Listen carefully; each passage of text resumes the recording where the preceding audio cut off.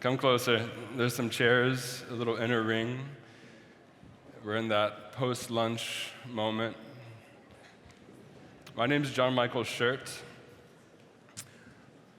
I've been trying to ask this question of how can I process and hear everything that's been said so far this conference, and how can we now create a vehicle for us to process this uncertainty together? So that's what we're going to do for the next bit of time. I started my career as a ballet dancer. For the first 30 years of my life, I did this, right? And I was told that this was good and this was not, right?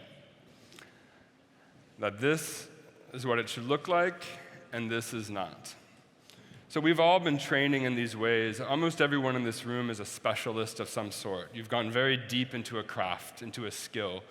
You're all exceptional at what you do. We've been trained for so long to be specialists. As we've been discussing in this conference, how to prove ourselves, how to showcase our intelligences, how to be successful and be the best. But a big theme that I've been hearing is we have to meet each other in these cracks, in these interstitial moments, in these places where we don't know. I ascribe to the paradox that uncertainty precedes creativity. If we don't have uncertainty, we will not step past that adjacent possible into the next possibility, the next paradigm. If we don't let go of the patterns, the norms, the behaviors that already define how we operate, as we were just hearing, the roles, the responsibilities that we've been given or that we claim for ourselves, if we don't let go of them, we can't step into the next. So I've been a dancer all my entire life. I'm still a dancer. I'm not a professional dancer anymore, but I'll never let go of that identity because it's how I primarily see the world. So I think of this foot firmly planted, terra firma. This is my knowledge. This is everything I've been. This is my experience. This is all the roles I play. This is how people see me. This is important. It's good to be grounded. But the challenge for all of us is, how do you step outside of this circle? This circle is the known world. This is what I know how to do. This is what we all know how to do. Past that is wilderness, is the unknown. The challenge is, how do we train ourselves to step into that space? I get hired a lot now to come work with corporations and companies and help them make these steps into the unknown, but they think they take a step and they think they're done. But it's like walking. The moment this foot lands, this foot lifts up. It's a pattern. It's a muscle. It's an ability to sit with uncertainty, to keep mining it for information, to make it not just a value add. A lot of people think, oh, we'll do these creative things and that'll make us a value add. This is the state of how we live. We're always in a state of improvisation and uncertainty. There's always enough structure at a given moment for us to begin, but then what happens next is what we've been hearing from so many of the brilliant speakers here at the house the past 3 days. There's so many cues, so much information, so much raw information, emotional information that we're not necessarily processing fully. 93% of communication is nonverbal. Only 7% are the words that are written or spoken. About 50-something% is body language. It's what we're saying with our full self, which I think most of us have realized over the past year and a half, 2 years. So much of that's been taken from us when we've been sitting on screens. It's part of why being here in this space can also feel very overwhelming right now. I liked the first evening where we were blindfolded because I wasn't ready to absorb all the data coming off of all of you. It's a lot. It's a lot to be sharing space again. And many of my friends here and I have been talking about returning to hosting, to being with people, to sharing space. It's how we as humans live. But it's also a lot of information. 50-something%, 57, I think, is body language. The first language we learn as a baby is how to read a face, how to read a body. It's the most primal language. For years, I served as a cultural ambassador for the US State Department, traveling to countries where we did not speak the same verbal language, but we all speak this language of dance and bodies. To some degree, you might know that if I do this, it's an offer. If I do this, I'm maybe saying, I'm not sure I trust you. If I'm doing this, it means stop. Like, we all know this. I would posit that dancers are just the most eloquent, articulate speakers of body language. So what we're going to do today, I'm joined by my husband, Brett Perry.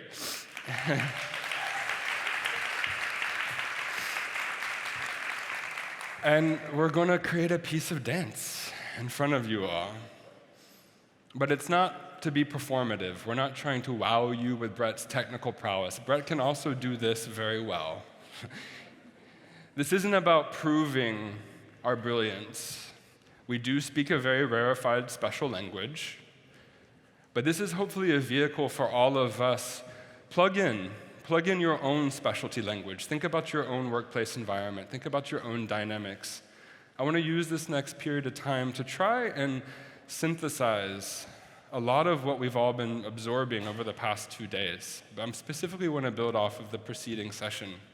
And I think it was Sophie Klauber was saying, we can build all these systems for emotional intelligence, but until we actually train ourselves to hear these cues, these 93% of cues that are based in a primal physical form and enter into us as emotions.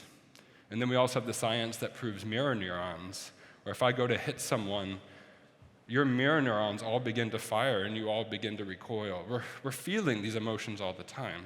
So we're going to create a little vehicle right now through dance as a means for each of us to plug in. So we might be speaking the language of dance, but you think about the language that you speak, whatever your workplace is. We heard from someone at a dinner last night hosted by Miss Jessica Orkin here, where she said, I don't know how to take a lot of this back to my corporation. 50,000 employees, they don't think like this. What do we do? So begin to plug in your own language. But with that, Brett, how about you start off the stage, just right there. How about you start in that seat? So we have not planned any of this. We're just going to make it up in front of you. This is also with the theme of uncertainty that precedes creativity. Beautiful. All right, can you put your hands on the arms? How stable is that chair? And just lift yourself enough. And then let your feet kind of tick-tock like a pendulum clock. Is that possible? Yeah. Nice. Beautiful. Yeah, let that go like 2 or 3 times. And then can you somehow get one foot up on one of the arms? Without tipping the chair or hurting yourself. And then maybe just put the other one like on the seat or wherever you need to put it. Beautiful. And then let's see, can you, in a non-dangerous way, extend your right leg and somehow get off? If you need to go into like a roll or a crawl, how might you, in an interesting but also precarious way, send yourself off? Yeah, beautiful. Great, and I'll sit on the arm of the next chair right there. Beautiful, great. Okay, workshop that really quick. So let's talk about consent. I'm in an authority position right now. I have the microphone. I'm the boss of this moment. I want to be very clear. This is a collaboration. And I think, again, this speaks to the role that a lot of people feel often when they're in an environment where they're being told what to do.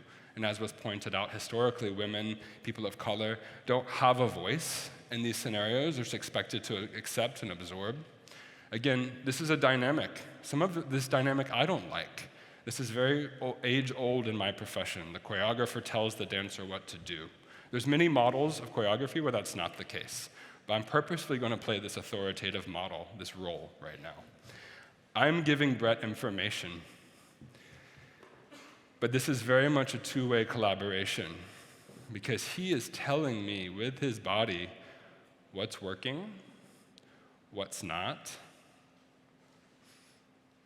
what's interesting, what's not.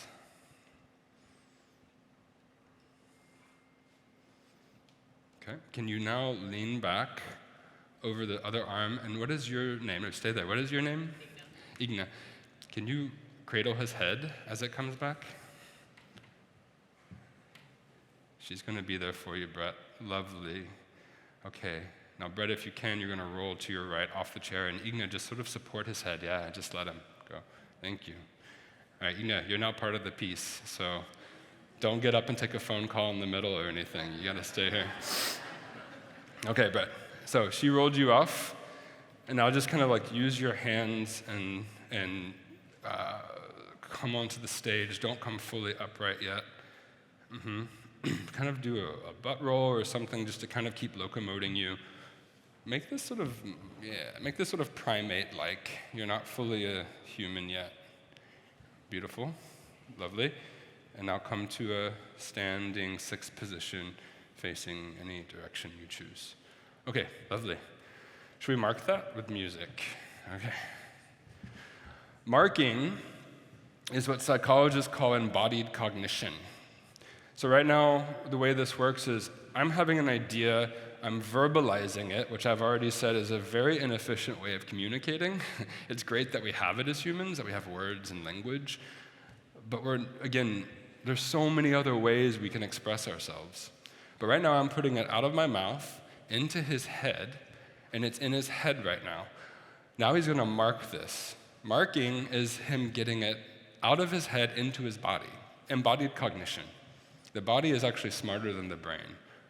Dancers are incredibly skilled at freeing up their working memory, getting it out of their prefrontal cortex so that their prefrontal cortex, it's like RAM on a computer, then is free again to absorb more information.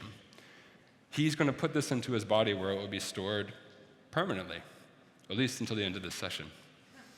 Okay, so track 1, if you could.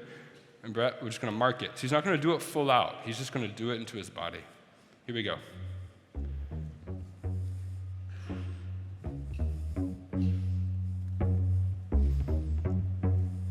When I'm weary and so worn out, my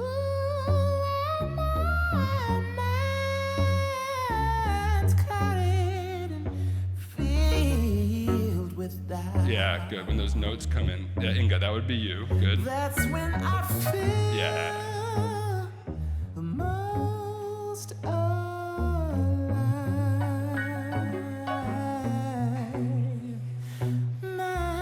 Masochistic Okay, great. kisses. All right, you can cut the music. Thanks. All right. So let's put a few markers. I think most of what you were sensing, I think, really worked. Remember that it's the foot on the arm first, yeah. And then there was, when the first notes came in, is when your head will touch Inga's hands. And then I think when the music began to build again is when you were entering the stage, and then sarcastic kisses seemed to be when you rose. Does that make sense? Okay, let's add a little more, if that's all right. So you came up and it was sarcastic kisses. Do like see if your knees can be like those metal balls on people's desks in the 80s. Yeah. And then add like your elbows. And then see if like your head can somehow join the equation. Yeah. And then and then see if it can like move you so it can become a little less formless, like if it was in a two-dimensional plane at first, like those balls, now sort of let it become like almost like a three-dimensional where you're on different planes. Yeah. Can you also make it on this plane, like almost like something? Yeah. Okay. Now you're like one of those blow-up dolls at a rental car place. Okay. Yeah, you're kind of the same color. Your shirt's the same color as those as well. So, 80s metal balls. Add an appendage. Really let it. Yeah, good, nice. Okay, and then it starts to go up into the head, and now just let it locomote along the perimeter of this known universe that we have here, this stage, this space that we're sharing.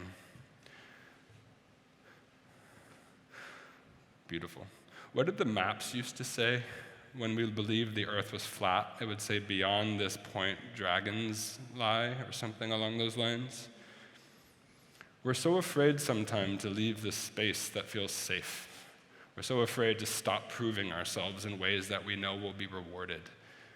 And as was also being discussed in the prior session, we incentivize people performing and executing in a way that will meet the standards of the time. I don't think I need to tell anyone in this room that when a very expensive, fancy management consulting firms are hired, they often come back and tell corporations the thing you most need is creativity. And corporate leaders often say, we need to train our employees to be more creative. When I ended my dance career, I was asked by the University of Chicago Booth School of Business, which many of you probably know is one of the most conservative business schools in the world, to help their MBAs be more creative. And I was given a fellowship that turned into a faculty position, and I was there for a number of years. And one of the things I learned is, I'm not going to make a 40-year-old white man become more creative just by giving him a few exercises. Because by giving a 10-step checklist to someone and saying, do these 10 things, it won't make them creative. In fact, they'll still just be staying within the derivative pattern. But I was working with a lot of fantastic people, and a man said to me, he ran the Center for Wisdom Research, he said, there's no such thing as a wise person. There's only wise choices. Now, what are the conditions of a wise choice? But let's take a moment and acknowledge, this is one thing I love about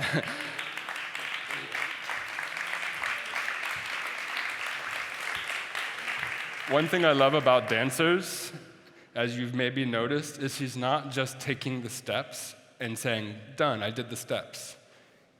What is he doing right now?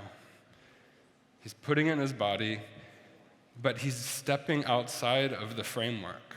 He's choosing to keep putting more meat on the bone. He's making art. Because he's not just going to execute the steps, he's putting something into them. He's changing his role. He's giving himself permission to try, to iterate. What are the conditions of wise choice making? One is creativity. A choice cannot be wise unless it is somewhat novel. Another is prosociality. It has to be good for others. And then a term that came up between the discussion of two philosophers yesterday, epistemic humility, choosing to be humble. So I worked with this psychologist at the University of Chicago and said, what are the conditions of a creative choice? The definition in the dictionary is it has to be novel, it has to be something the world has never seen before, and it has to have some form of utility. It has to have some sort of value. But I think part of what we've been discussing these 3 days here also is what value are we measuring and rewarding? One of the values of a creative choice is that it's guiding us into an uncertain territory.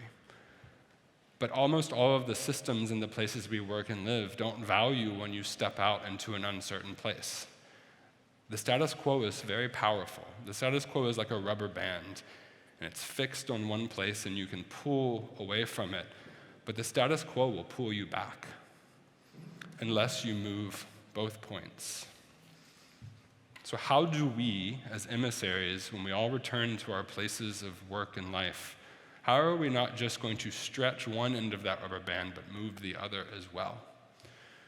How is Brett doing it right now? He's taking a form and a structure. I am the authority. I've given him the beginnings of what he has to do. But he's playing with it. He's showing me where it can go. My job as the authority is now to listen to him. And as was said a moment ago, not just to listen to hear, but to listen to learn. That's my job as the authority. And if any of you are in authority positions, I would posit that that's your job. Listen to learn and allow this iteration to occur. All right, should we do it in music? Okay. It's sweaty in here, right? Yeah. Okay, same track. We're going to do the same track. And then Brett, let's see, when you start, let's just see where we get if you make a full revolution around the sun. Kind of quick, yeah.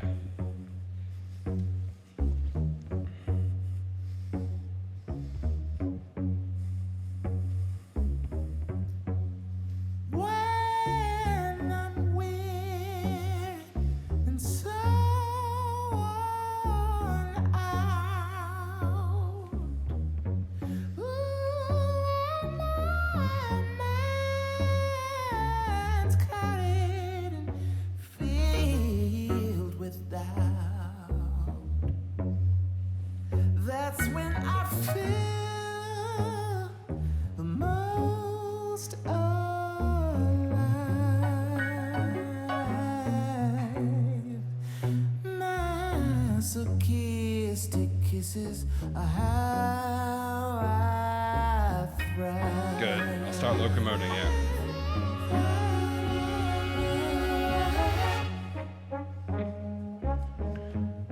Beautiful. And you can change your facing. You can look out. Let this next 8 count go by, and then when the music changes, stop this sequence.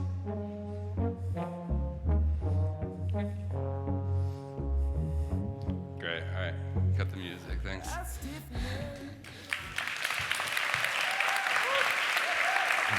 you feel?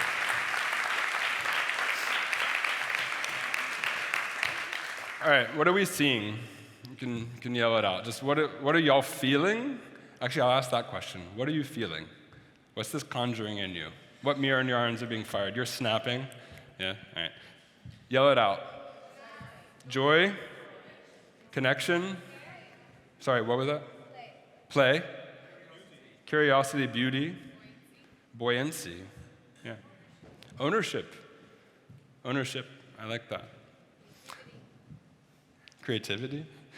There is this, there is a power, well, all those words I think are apropos. And first of all, they're all real, because the beauty of art is that if you're feeling it, it's real for you. It doesn't matter what my intention is or what Brett's doing. So first of all, I love the subjective power of art in that respect.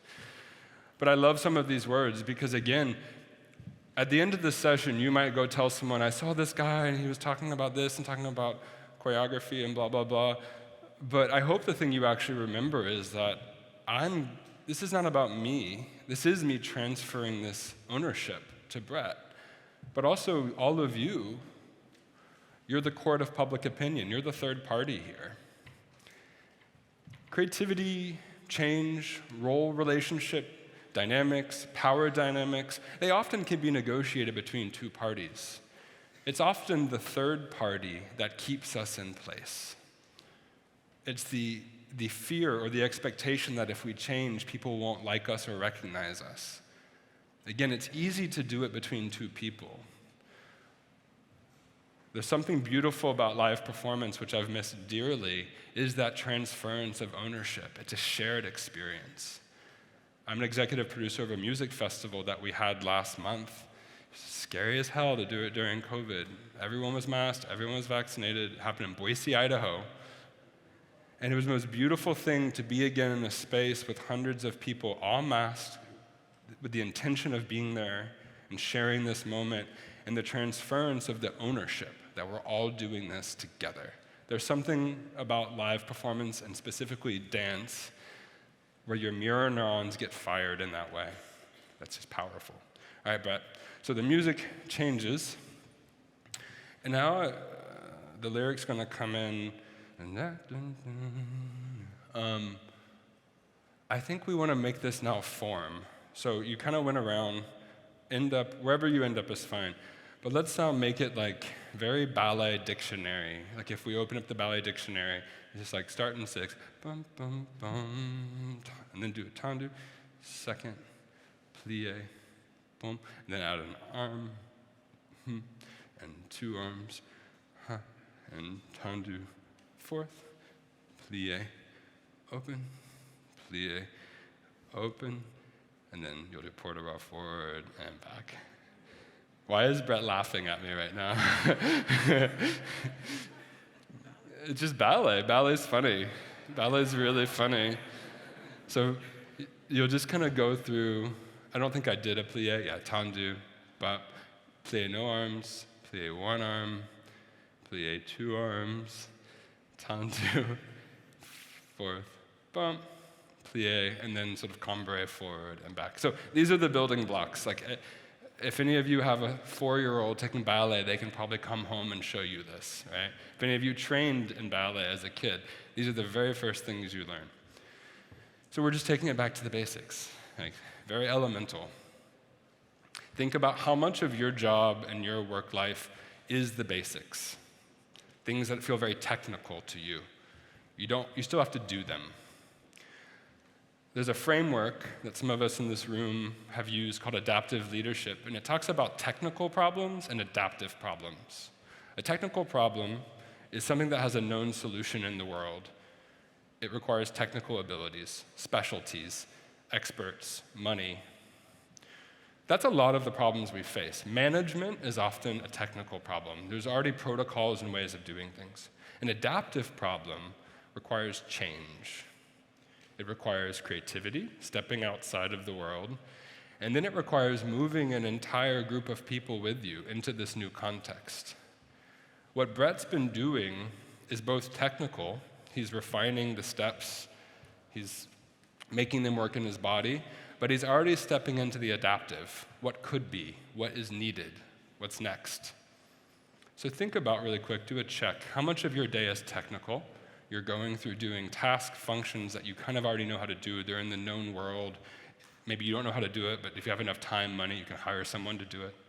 And how much of what you face is adaptive because it doesn't exist yet in the world? The paradigms don't support it. A fantastic speaker from yesterday talking about the Sadie Collective? Sadie Institute? Sadie Collective? Sadie Collective.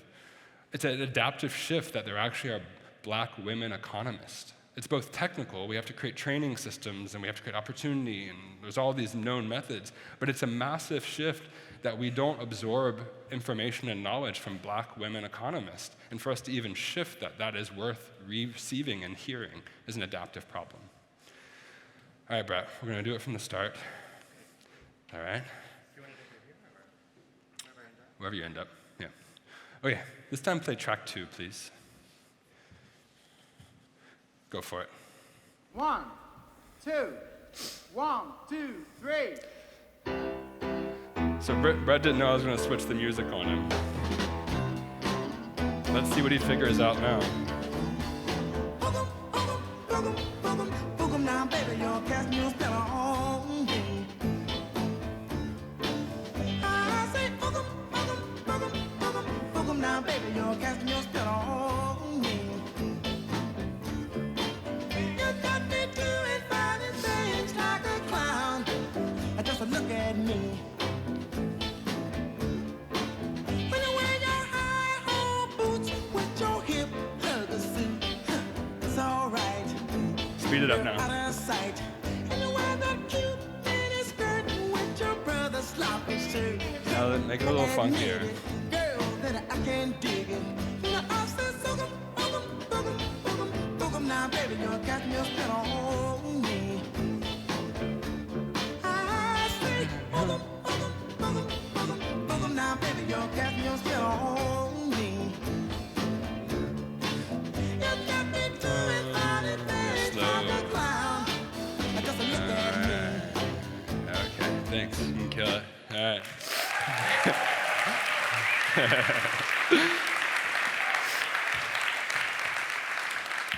I was also chatting with a woman last night who, a week or two ago, left the newly named Meta, and she was describing a process where you would work on something very important to you for quite some time, and then all of a sudden it would just be yanked out, and you would be asked to work on something new. That kind of did that to Brett right now, right? Like he was getting attached to certain points that we'd made and certain structures, and that's what his job was, to deliver on these conditions that I had laid out.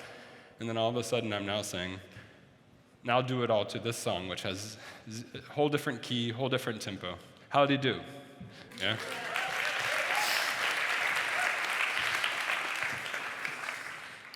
So after you, and you kind of let it elongate, and then cambre back. So you cambrade forward, you cambrade back.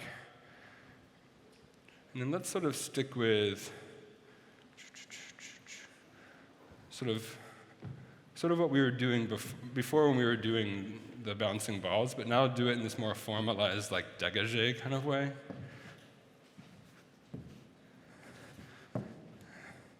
And then get to the edge of the stage, whatever edge you arrive at. Now let's do what I was saying earlier in this presentation, where you're now at the precipice of what we know how to do and what we don't know how to do. And see how dangerous you can make this. Don't put your foot down and really let yourself kind of, what would happen if you broke that mover? What would happen if you broke that light? Make it a little dangerous. Great. And then, nice, yeah, kind of stay there. Now, when it feels precarious and you can't hold on, do fall onto that leg. And sir, do you consent to grab, to receive Brett? Okay, so Brett, if you fell, just kind of, whatever, maybe put your hands on his knees, or maybe y'all touch hands, and just kind of go into some sort of penché in any position you want. A big Ailey Alicebesque, or a ballet penché. Yeah, just give this guy, he's there for you. Excellent. Yeah, now play with it, right? Make it where you could not be doing this on your own. It requires him. Yes, beautiful, okay? And then, yeah, good, good. Good. Okay. So again, also, you're now part of the choreography, so please don't get up and leave. We had a situation where I did this when I was in grad school, and the woman participating got up and left. She got a call, and my friend Claire, who's here, who was in grad school with me, saw this moment, and in the middle of the thing just went and got in position. That's collaboration, right? So what's happening now? We've added this element. We're bringing in these other outside forces. The third party is now influencing some of the choreography. This lovely woman, this gentleman are here. He wasn't there that time. He would have died. I know, I'm kidding. So obviously, I mean, certain things are very clear, like collaboration, trust, but there's also interdependence, right? Maybe what started as a somewhat dependent relationship between Brett and I, like he was dependent on me to give him this structure, maybe it moved into a bit of a codependent where I was listening to him. And then there's this transference of the ownership where then Brett is becoming more and more independent, and he's able, when it comes time to give the world premiere in 20 minutes or so, whenever the session ends, I'm not going to be on that stage anymore. Brett will independently be embodying this idea. But that's not the goal. Interdependence is the goal of a creative collaborative system. We're all working together, maybe not in the exact same way, but there's moments where we can't do it alone.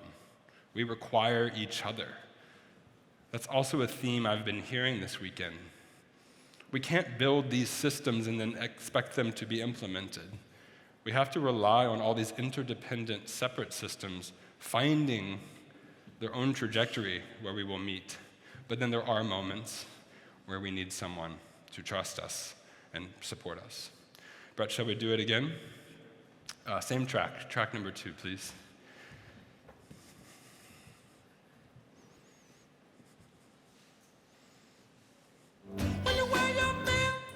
Do it from the top, yeah.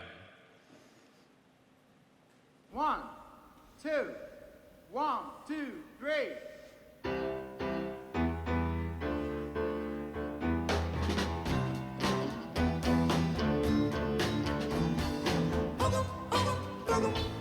Boogum now, baby, you're casting your spell on me.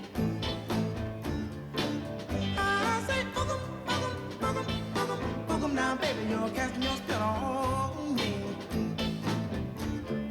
You got me doing funny things like a clown. Just look at me. When you wear your high-hole boots with your hip hugger suit, it's all right. You're out of sight. And you wear that cute mini skirt with your brother's sloppy shirt. Admit it, girl, that I can't dig it. Now I say boogum now, baby, you're casting your spell on me. All right, now return to form. Boogum now, baby, you're casting your spell on me. You got me doing funny things like a clown. Just look at me.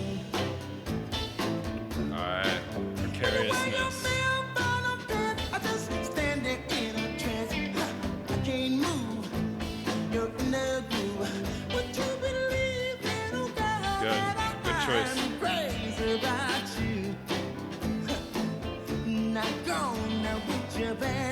Go on with your bad self. All right, now make your way out of it. Okay. Yeah, nice. Beautiful.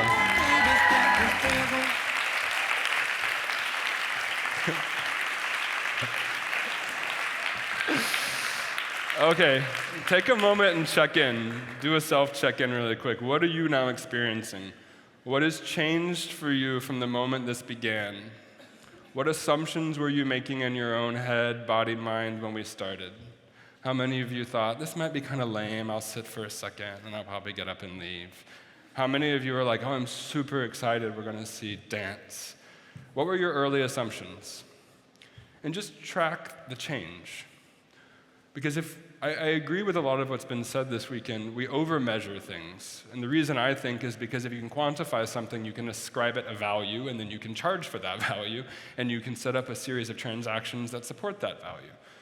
But again, when you're creating something, it's not necessarily about the end result, the product. This is a thesis I've been working on my entire life. We value artists for their product because we're performing in a market economy. The biggest show I ever did was at the Hollywood Bowl, 14,000 people in the audience, and I thought I was, something else. It was a big show. And I remember looking in the paper the next day, and Beyonce had been at the Staples Center the same night performing for 120,000 people. By any metric, Beyonce is a bigger artist than me. But maybe it's not about the product.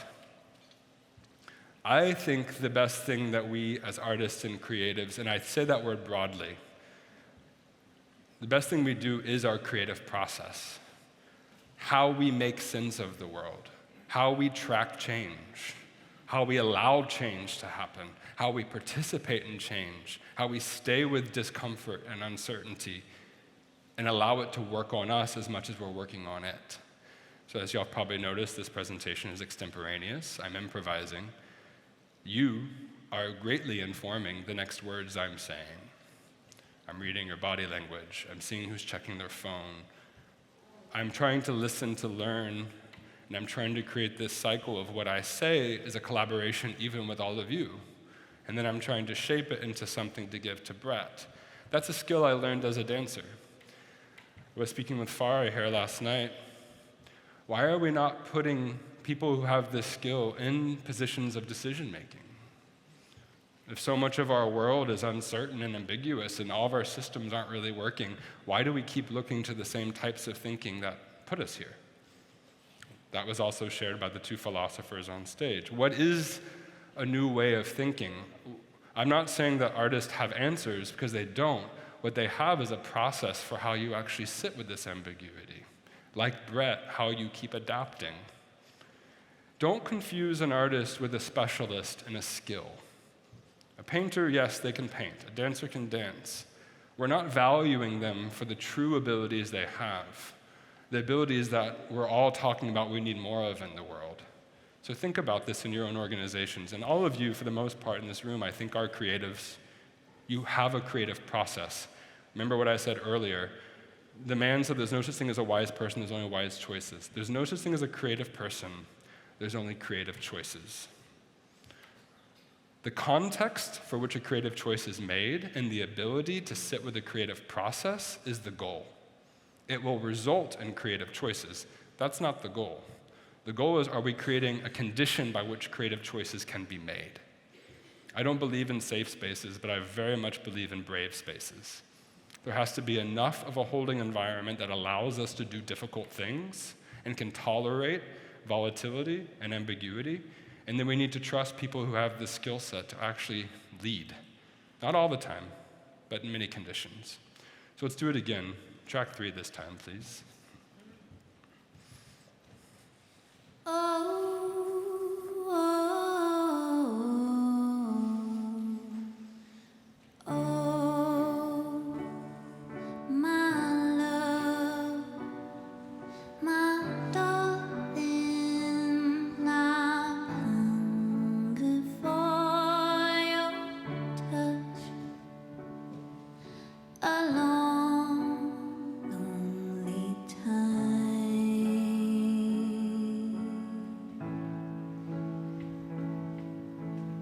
Time goes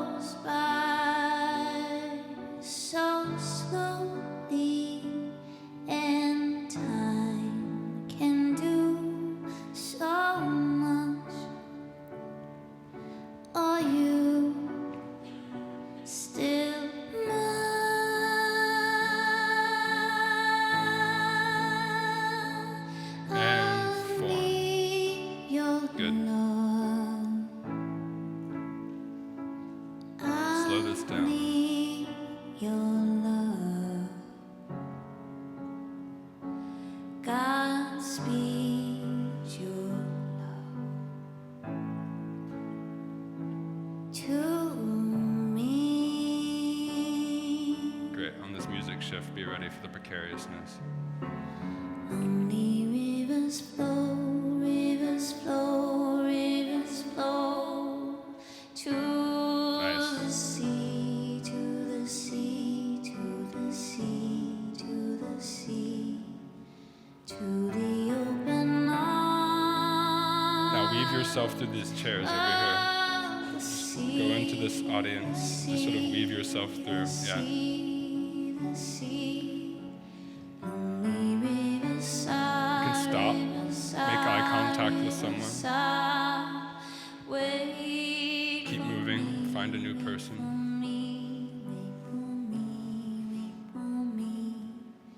I'll be coming home. Wait for Make your way back to the stage.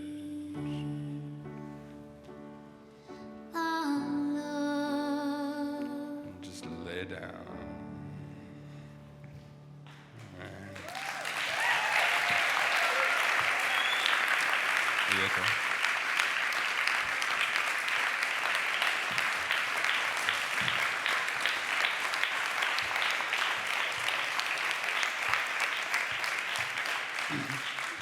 Okay, so what did we see? What did you see this time? Yell it out. Adaptation. Power. Trust. Improvising. Emotion. Connection. Space. Flow. What did you say, Brett? Intimacy. Adaptation.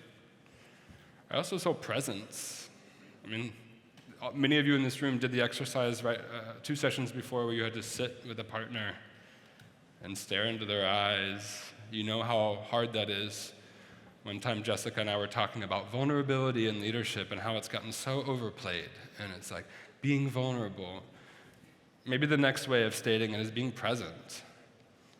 But presence is both giving and receiving at the same time. Who did he make eye contact with? Who was that? You, many people. What did that feel like when you had to sit there with him? What did you feel?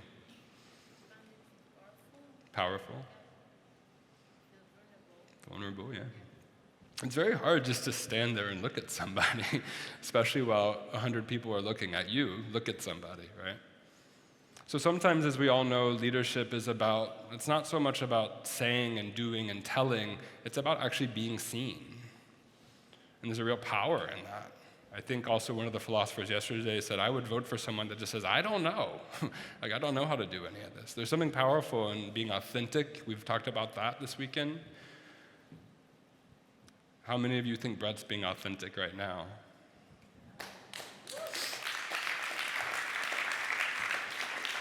So I'm not proposing this is some panacea that's going to solve the world, but why are we not training more people to think, believe, behave like artists? What's stopping us? Fear? Fear of what? Fear of what? Survival? Yeah, I ran a nonprofit dance company for a decade, and I had to raise a lot of money. And people would always be like, why should I give you money when I should be giving it to homelessness or hunger? You know, this argument of like, oh, the arts are good to have, but they're value add, but they're not value, right?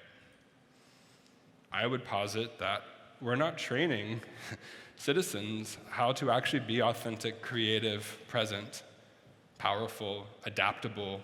What were some of the other words that were said? I think there is an emerging paradigm that that's what the world needs. And then we're saying, well, how do we do that? Well, I think we have certain solutions already inside of each of us, which is not to be more creative, but to think about what are the conditions that allow for each of you to make a creative decision or a creative choice. What is the creative process? Divorced from a form. It doesn't need to be in the form of an art form. It's more of a challenge to say, when are you stopping yourself because of fear, because of loss? This was another point that came up last night at a dinner. I don't know if Thomas is in the room, But he was saying, I think at this conference so far we've been avoiding talking about darkness and loss. We can't change if we think it's only about gain, what we're going towards. Change, people say they fear change. They don't fear change, they fear loss, in my opinion. And what stops us from actually being more creative and changing is, again, we are afraid because of the way we think we're seen and the stability and the survival we need and all the ways we need to keep performing to maintain the status quo of how we exist in the world. So I challenge you all, it's not like you have to give it all up, but what's 10% of the way you behave, act, the patterns that you participate in? What's 10% of those patterns that you could let go of? And with that 10% of loss, what's the 10% of gain that then gets to come in? 90% gets to stay the same. I'm not asking us to dramatically change everything. So maybe first name the 90% of what's working that you want to keep, and then say, in a deductive process, what can I let go of? What's no longer serving me? In what ways am I showing up and playing a role at work that's actually horrible to the conditions in which I want to live, but I feel I have to? In what ways can you begin to let that go? What comes next is the space to create, the space in between, the unknown space that we've been getting at.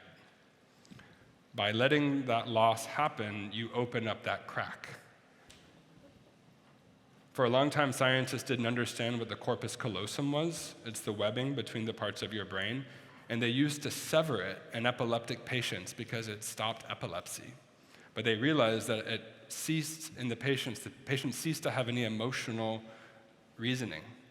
It robbed them of their, and there's nothing happening in the corpus callosum when they measure it. Nothing's lighting up when they do a brain scan. It's the space in between. Nothing happens there. I broke this hand 6-7 weeks ago. I just stopped wearing a cast.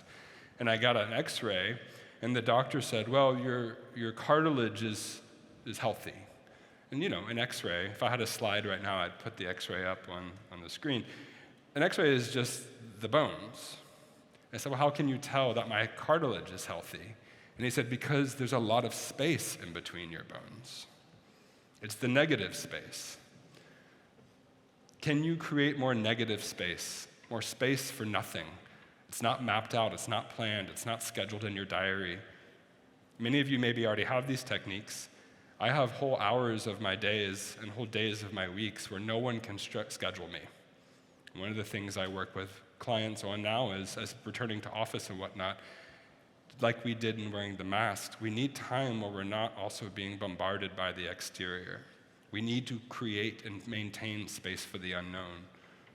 Because you can't always see it, but when the cartilage is there, the bone is not rubbing on the bone. You're not feeling completely tired all the time. You're not hurting yourself. You're not having to caffeinate beyond reasonable means. So, we've got about 10 minutes. Are you okay to dance a little more? Okay. All right, let's do a quick audience poll. Which of these versions have you most enjoyed? The first, second, third. So I don't think I'm going to get consensus here. Third. Okay. Why? Ask yourself, was there a novelty in the first time we changed the music and it made you think, whoa, something's gone wrong? Did you just like the cadence and the tone? So ask yourself, what was it? Maybe it was the choices Brett made. He was more interesting.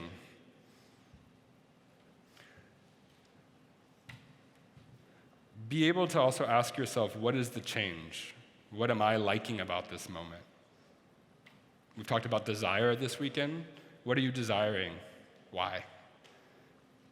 So let's do the third one again, if that's all right, because it made me almost cry. I don't know why, but it's just maybe because I love you and you're my husband. But let's do the third one, and then same sequence, Brett, after you are with, and remind me your name again?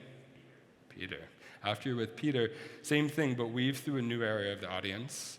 I might give some direction, or maybe you take it away. Okay, 1 second. You ready, Brett? All right, Mark. Oh,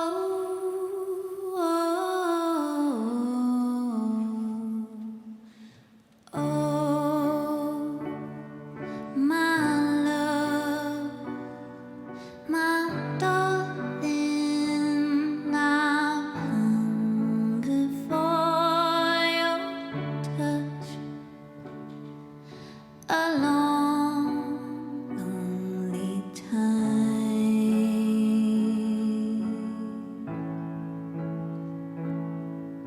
and time goes by so slowly, and time can do so much. Are you still mine?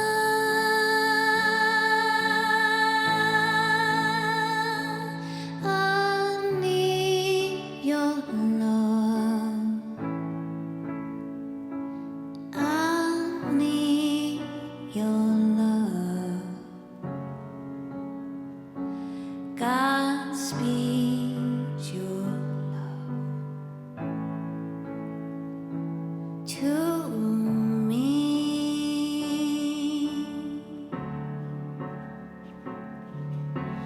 Lonely rivers flow, rivers flow, rivers flow to the sea, to the sea, to the sea, to the sea, to the open arms of the sea, the sea, the sea, the sea. Lonely rivers sigh, rivers sigh, rivers sigh. Wait for me, wait for me, wait for me, wait for me. I'll be coming home. Wait for me. Our love.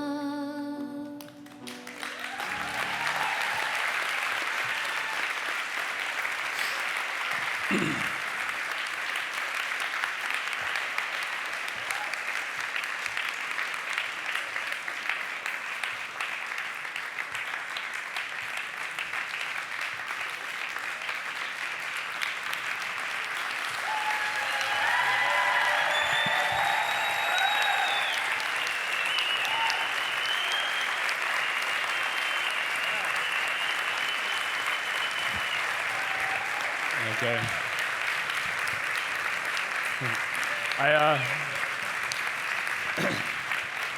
I think they want an encore.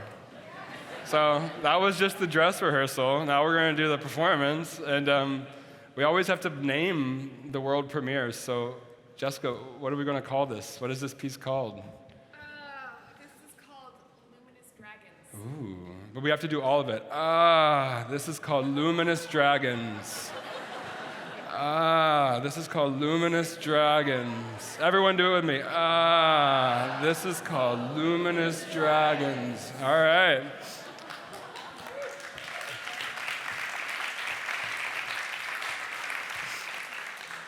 So we got a little surprise. We have a very famous violinist here with us and the music director, Mark. So for this last time, they're going to improvise live with Brett. So now a fourth variation on a theme. And Brett, I will be your support. Or someone just pointed it out. Who did that? Yeah? Okay, go somewhere else.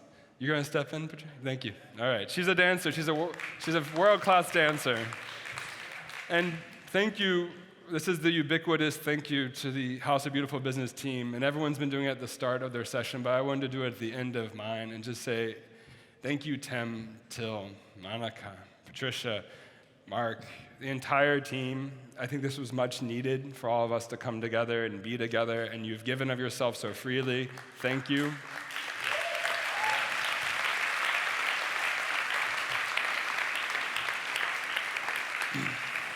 And with that, one more time, everyone. This is called Luminous Dragons. Take it away.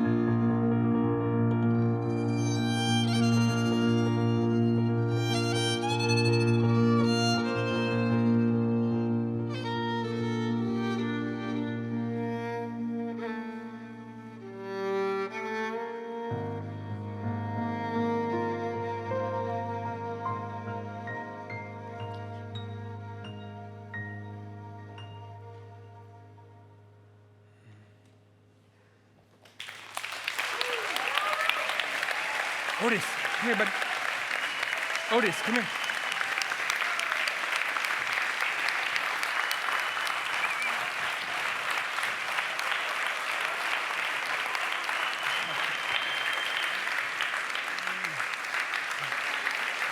Let me get you.